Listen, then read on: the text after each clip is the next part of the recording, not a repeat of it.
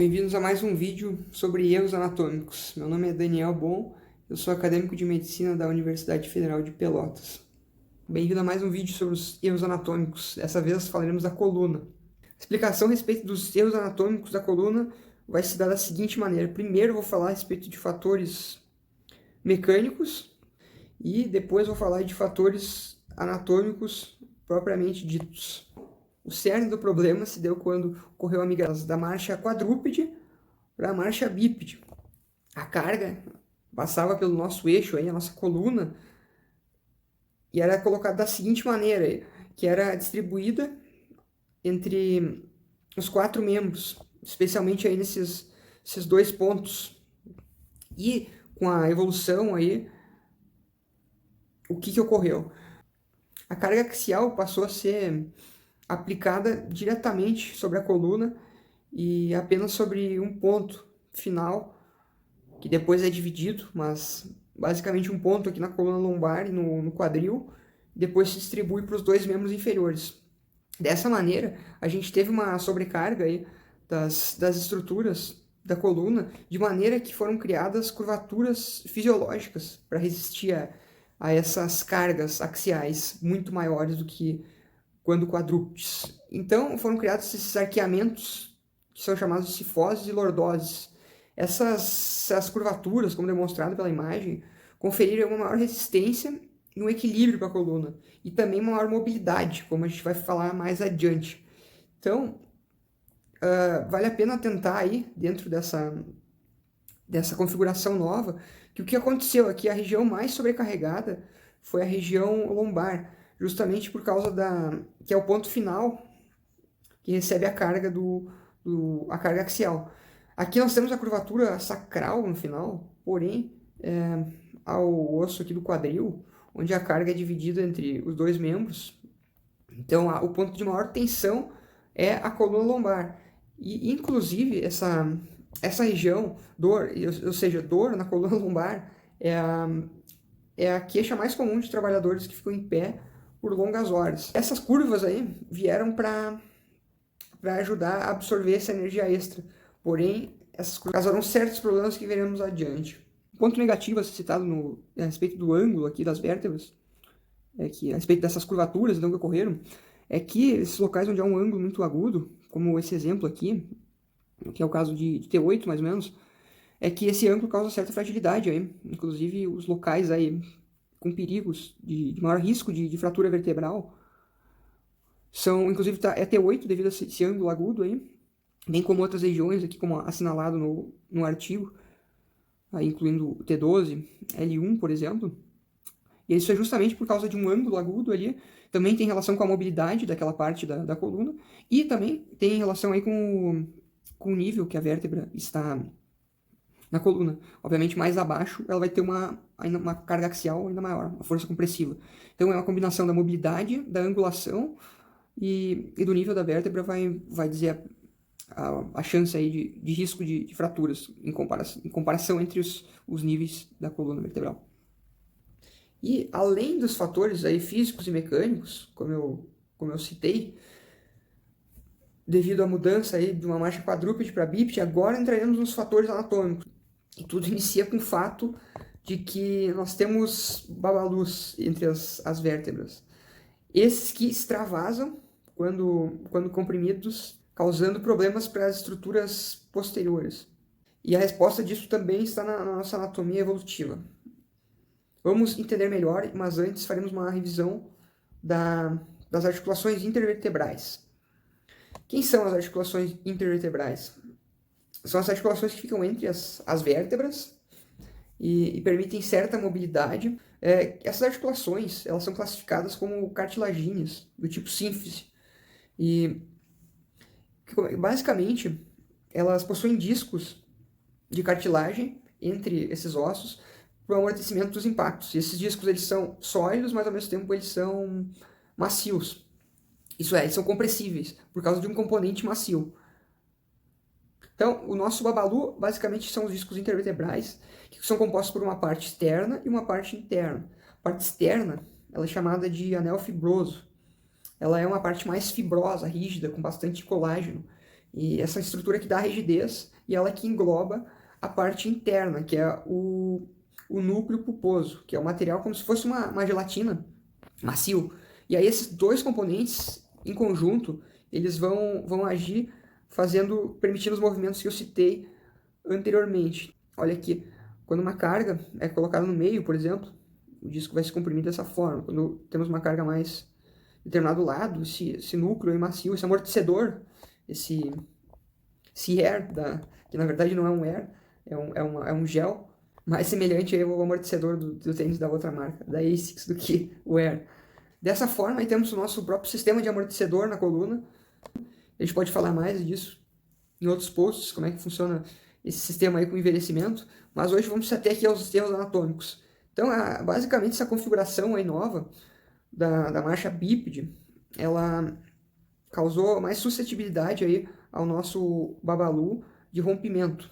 E esse rompimento aí, que acontece, popularmente conhecido como hernia de disco, e esse que acontece nesse processo é que o anel fibroso aqui, ele não consegue mais segurar o núcleo pulposo, que ele extravasa, atingindo aí as raízes nervosas posteriores, por exemplo, causando até mesmo uma dor no padrão ciático aqui. Situação bastante comum.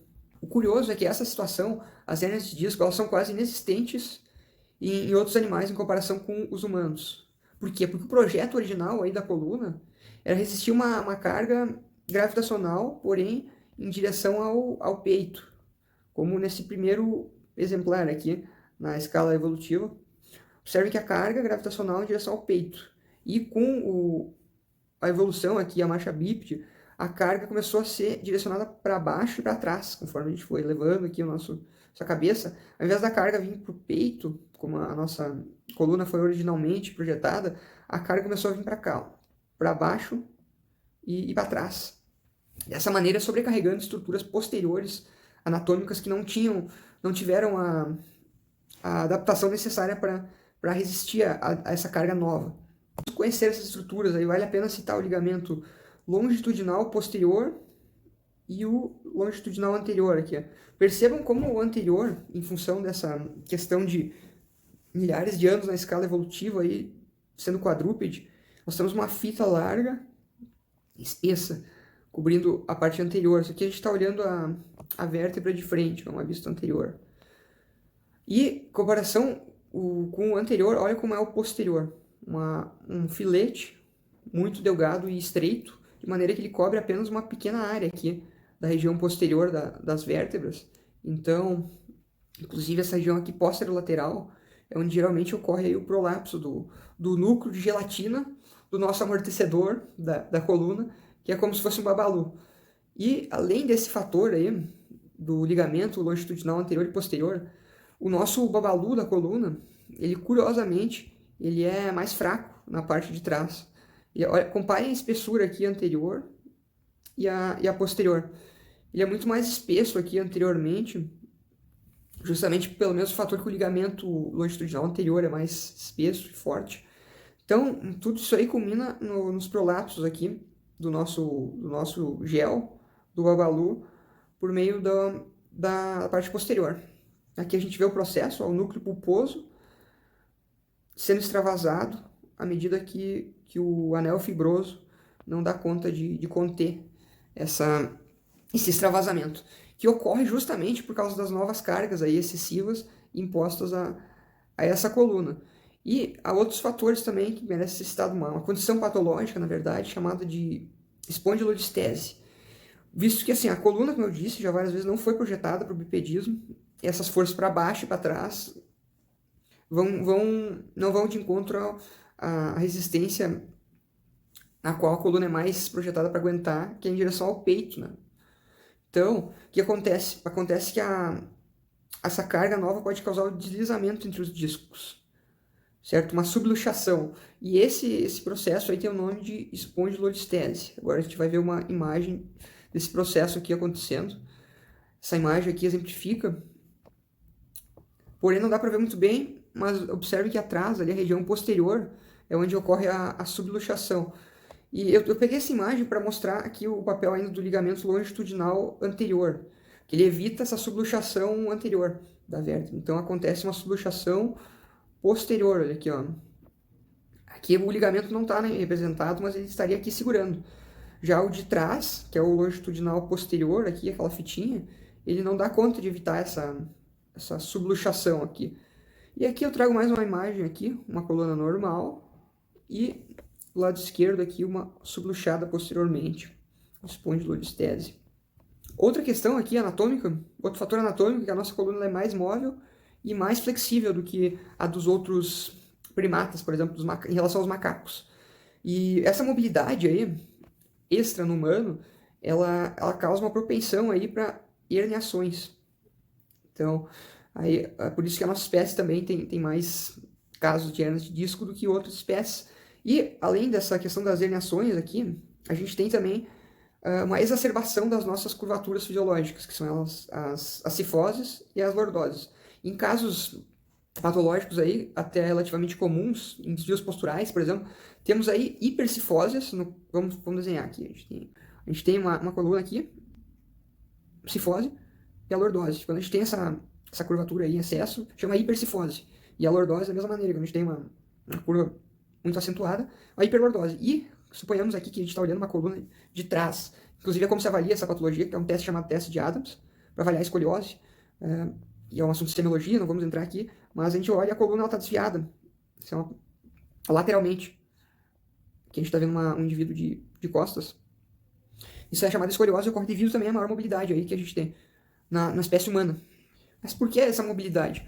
Um dos motivos dessa mobilidade que ela foi necessária aí para que acontecesse quando tivemos a nossa mudança para a marcha bípede. Por quê? Porque essa marcha aí, como eu já disse, trouxe uma carga axial muito grande e a gente precisou de estratégias para vencer para dissipar esse impacto que iria diretamente aí passar pela coluna. Então, uma estratégia para isso foi transformar uma carga aí compressiva num movimento giratório. Então, como é que a gente realiza isso? Isso é, vamos dizer, movimento rotacional, ou twisting também. A gente está caminhando, a gente está sempre rodando nossos braços, aqui como mostrado por esses dois indivíduos, que é um ato até involuntário. Ó, o pé direito, perna direita, membro inferior direito e membro contralateral aqui esquerdo, mostrando então uma rotação, inclusive a pelve, a latídeo também. E isso funciona muito bem, atenuando aí o impacto à coluna, porque não ocorre um impacto seco, falando de uma maneira bem simples. Acontece uma dissipação com essa rotação da energia. A energia dissipada rodando, tá bem? Só que esse giro aí vai girar onde é mais móvel, certo? Em relação às outras espécies. Isso vai causar mais giros ali em cima do nosso babalu. Uma carga maior de uma coisa que se chama cisalhamento. Uma carga de cisalhamento, então, maior sobre os nossos discos intervertebrais. Isso aí vai também causar mais herniações. E, além disso, situações aí cotidianas, que não eram comuns aí quando o protótipo da coluna foi criado, como limpar o chão, por exemplo, fazer atividades de casa, aí, certos levantamentos de peso, por exemplo,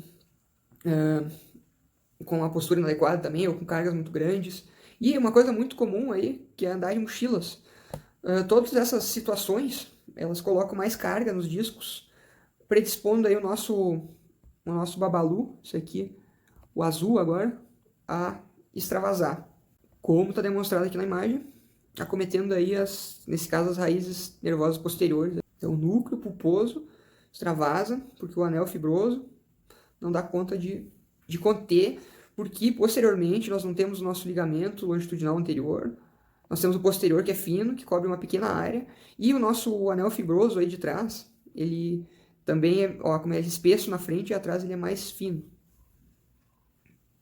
Se você está gostando desses vídeos da série sobre erros anatômicos, dê uma olhada no meu site, onde tem mais publicações sobre, bem como conteúdos a respeito de anatomia de lesões esportivas, lesões de atletas, e também conteúdos a respeito de anatomia geral. Um abraço!